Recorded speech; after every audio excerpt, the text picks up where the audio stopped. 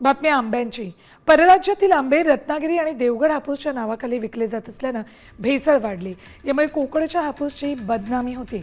परराज्यातील आंबा कोकणचा वाटावा यासाठी काही विक्रेते मराठी वृत्तपत्रांची रद्दी तसंच देवगड रत्नागिरी नावाचे बॉक्स पॅकिंगसाठी वापरतात। अस्सल हापूसची ओळख नसल्यानं ग्राहकांची आर्थिक फसवणूक होती। शासनानं कडक कारवाई करावी अशी मागणी होती।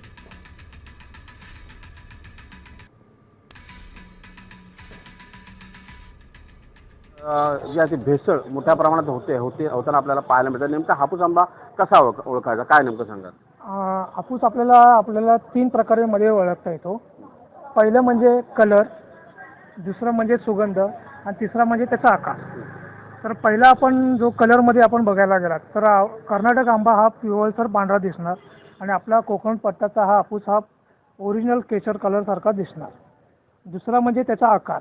कर्नाटकचा जो आहे तो खालच्या साईडला जरा टोक येणार आणि तो लांब असतो आणि आपला हापूस रत्नागिरी हा कोकणचा हा ओरिजिनल गोलाकार आणि केशर कलरमध्ये दिसणार। आणि तिसरा सुगंध।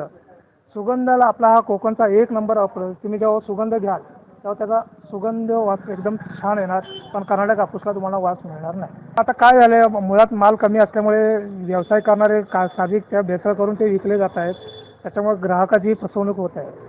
पण त्याच्यावर हाच पर्याय आहे की शक्यतो ग्राहकांनी निरखून आणि सुगंध आणि त्याचा कलर बघूनच आणि टेस्ट करूनच तुम्ही आंबा खरेदी करावा ही आमची विनंती आहे। अमोल काले, साम टीव्ही, रत्नागिरी।